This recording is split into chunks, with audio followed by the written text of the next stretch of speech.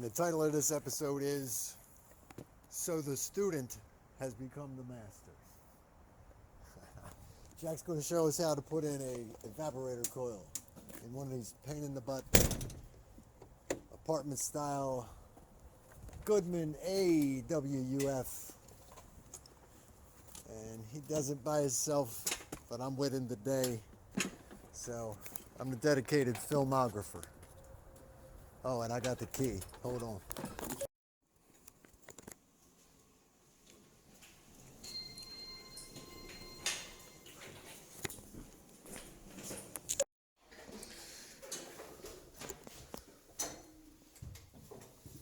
Some HVAC cardio.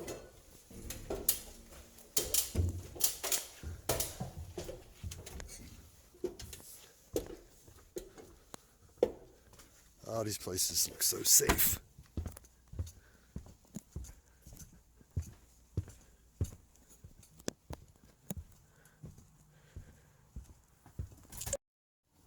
All right, so 207 is the victim.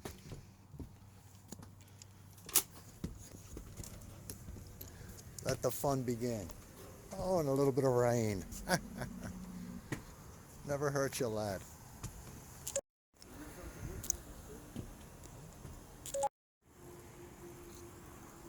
All right, so Jack's getting us set up for what? A pump down here? Pump down, changing the coil inside the unit. All right. Got red, since it's not calling right now, we got red and yellow together to give us a call for cooling, and then orange to energize the reversing valve. And yeah, we'll go ahead and start this pump down process. So it's always worth a try. Get these units in there low on charge, and everything's made out of aluminum now, so this is just going to be the new world, right? But anyway, so we're 4 floors above where the actual air handler is. The system's not out of charge. It's not a micro channel coil, so might be able to pump the whole charge down. I'm gonna let Jack do these. Keep my mouth out of it. I probably would recover a little bit of charge first and then pump the rest of it down. That's still a big time saver, but it's worth a shot. Let's see how it goes.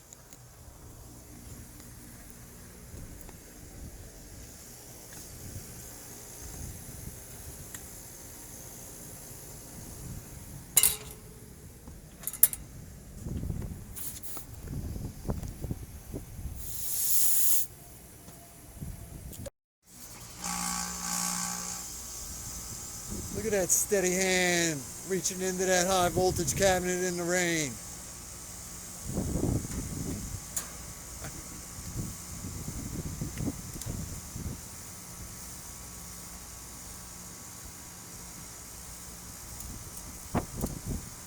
Yep. On a fresh start, definitely want to give the machine a minute to do its Monjo Jumbo and make some liquid. Otherwise, you're not going to pump all that gas into this condenser.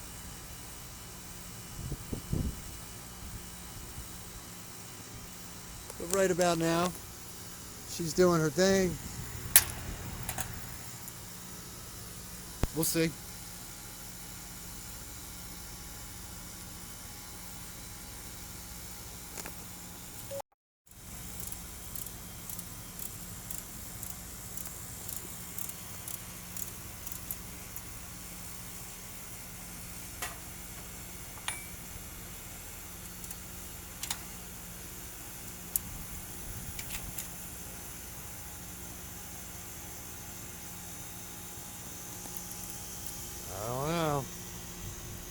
We're getting there. There goes the check valve. Now, not all scroll is ready with the secret weapon. Multitasking. I love it, Jack.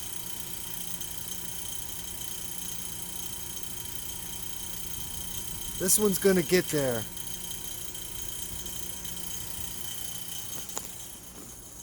It is important to keep in mind not all scroll compressors. It's said that scroll compressors won't pump down and that you shouldn't pump them down. Do they pump down when they're low on charge? Okay, it is what it is. It's a part of a service procedure, and it's not running that way forever. So once you get that closed, you can go downstairs and yank out the coil. The thing I would add is, even though that dryer is sealed up, buddy, it is raining. Let's just go ahead and put that inside. And luckily, Jack is so much smarter than me, because he actually found a plug with a GFI to hook up the pump and everything. He doesn't like my cheater cord. Not in the rain, at least. Not in the rain. Yeah, I ain't taking no chances. All right, man. Let's go downstairs and have some fun.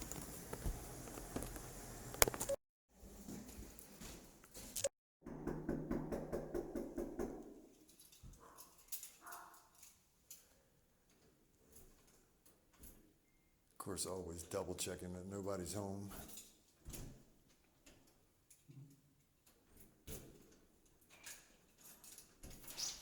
Hello, maintenance.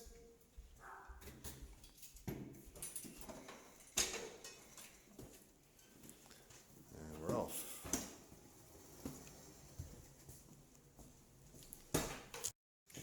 And there's the beauty right there.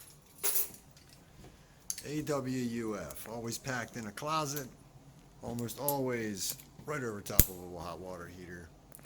First thing to do is call Jack and get Jack to do it.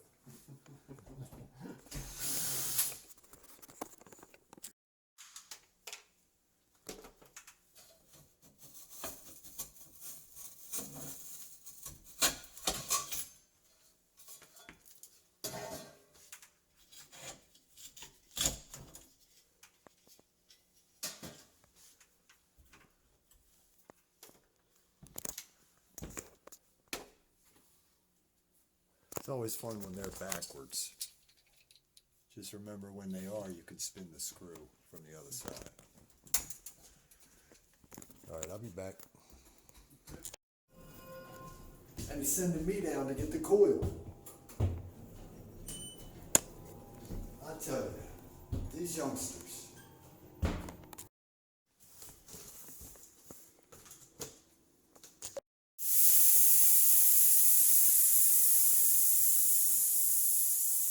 Yep. If you don't get any nitrogen out of a brand new coil, we better take it right back to the store, because it's leaking already. So we just went over this real quick, but these coils right here, a big problem with them, this distributor tube is going to come down low for a orifice hookup right here, and this needs to be repositioned way up here in order to hit that expansion valve. And we pull a lot of these out, and we find that this aluminum is kinked right here. So you'll have, out of 4 distributor tubes, you have 2 of them that are totally kinked off. So you got a 2-ton unit, now you got a 1-ton unit. You wonder why it doesn't cool well. So this is one of the most important parts of this job, is to reposition this without kinking these. That's what Jack's doing down there. So a lot of times, if you need to reposition this, it's after the coil is in and you're pulling on it to try to get it to reach this valve. And that's when you're going to put a kink down in there that you're never going to notice. So do all that work out here. Get down on level with the coil and see that you need to be about 4 or 5 inches above the coil with that distributor, and do that ahead of time. That way you make sure that you're not kinking these lines. The other fun part is we'll watch Jack. He's pretty good at it. This thing is like glued in with the gum tape from another planet. It's definitely new age. It's definitely next generation. This will almost never want to come out of here nice and easy. But it comes out. Another thing. See how long that suction line is. You don't need the big factory suction line. You don't need to get into this area here and undo all this and pull this piping out of here. But here's what you do need to do. You need to find a place to make your cut. And then of course match it on your new coil.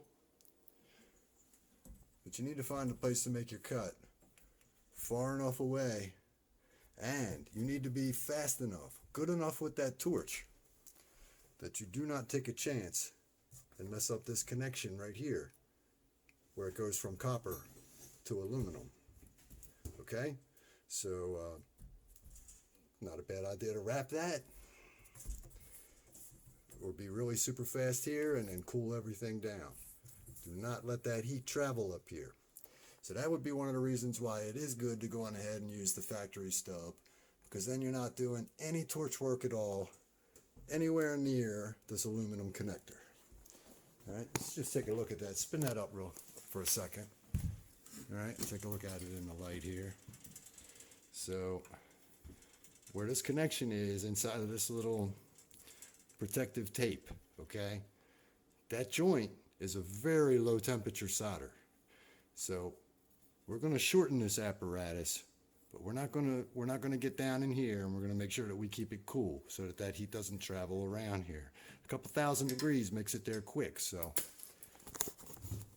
no substitute for being good with your torch. But we'll be on with it in a minute here. Jack's doing the right thing. It's getting us reshaped.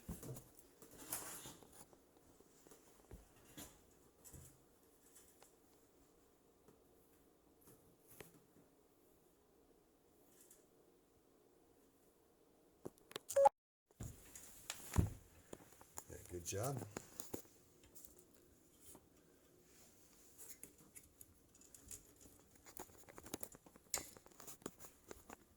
Coming up almost perfect to where it needs to be.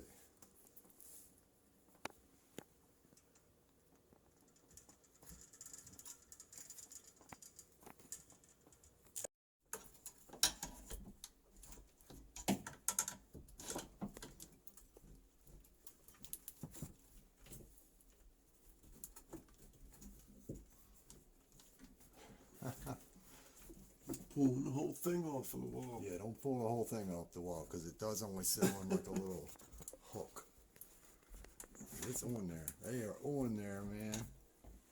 Gotta love it. You just get a little, you get one side of it, and as soon as you start to get it loose, it's just like a band-aid. You get it started, and then it comes right off. There you go. Got it.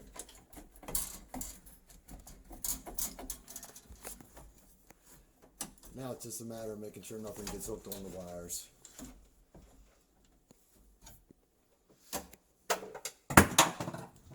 Like that distributor tube that's getting ready to caught right on that thermostat wire. You got it. That's how it's done.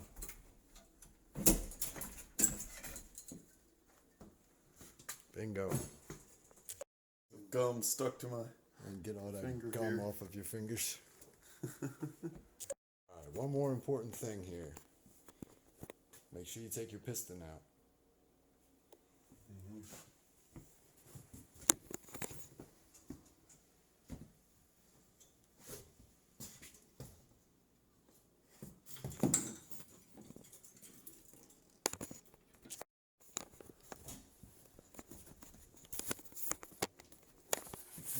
Seem to get it to go all the way down.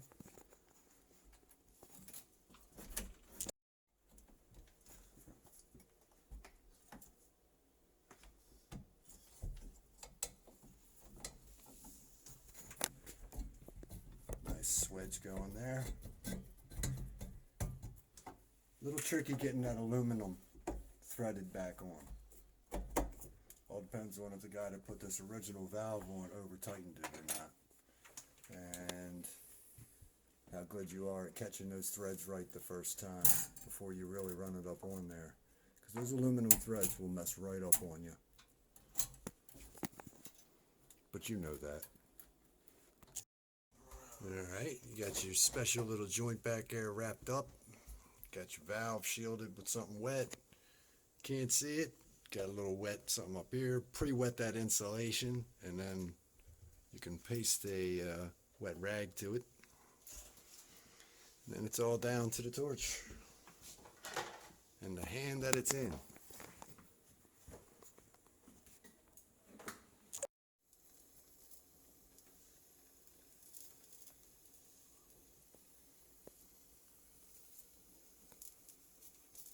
Sweet.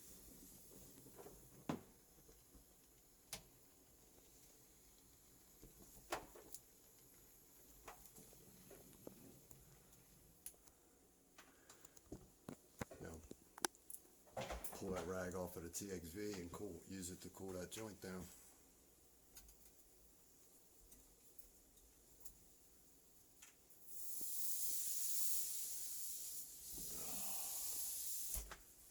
That doesn't smell like bacon, but it sounds like it.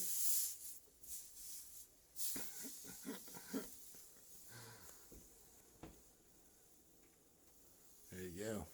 Good job. Thank you. Now, almost really the hard part.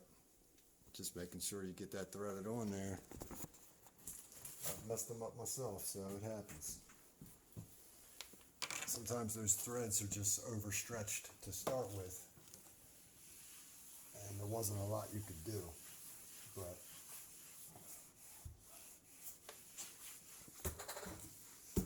look what he's got me doing.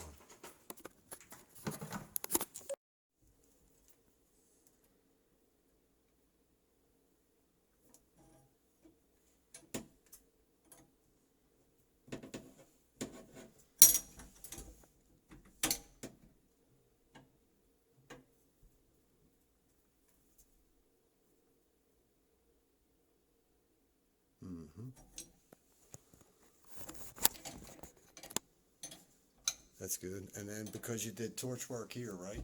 You know you had some expansion right here. Give this 5/8 a little double check. Just snap that off if you go too tight with this. Once you get these tight, about 1/6 of a turn is all that they need. I usually go a little bit more than 1/6, but don't go going another 3/4 of a turn or a full This one's turn. nice and tight. Yep, that's fine. Usually is, but when you do torch work real close to something, recheck everything that's wrenches. Alright, good deal. Put the rest of that puzzle back together, and then what? Go upstairs, put a dryer in, and let the charge back in it. Ooh. Vacuum. Vacuum, that'll charge. I knew you'd remember.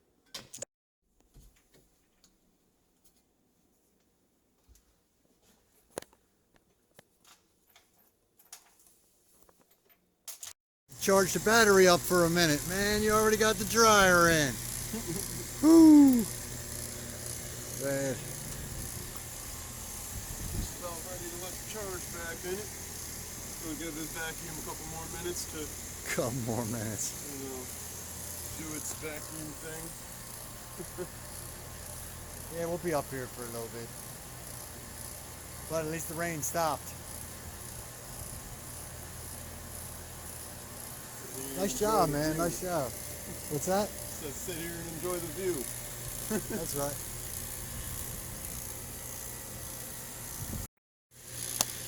Oh man, you scratched up your Bugatti.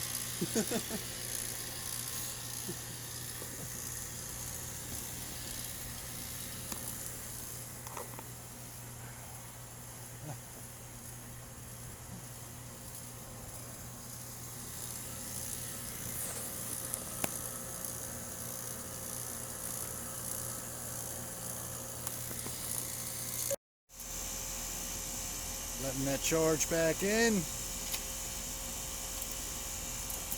Get ready to start her up. Top her off. Make sure it's charged good. Lunchtime.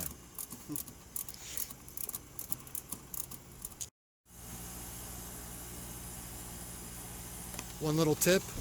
Hey, put your hand back up there again. The way you was just doing it. Nope, you had your palm right here. Grounding myself. Don't ground yourself out when you're playing with panels.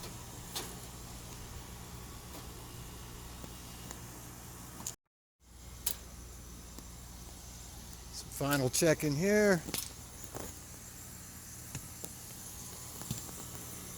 Suction temperature's good.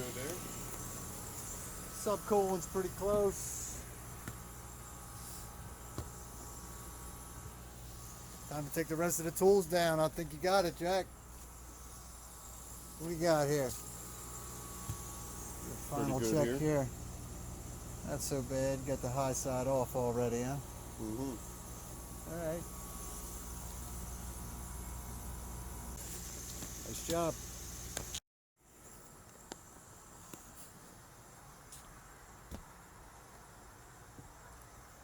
Couldn't be much happier.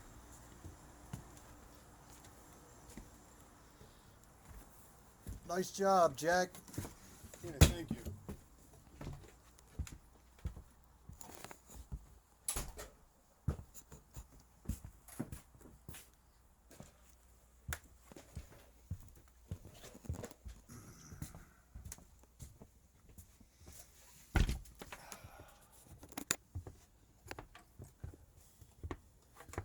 And that is how the student becomes the master. Now, I don't know about master, man, but you're dynamite.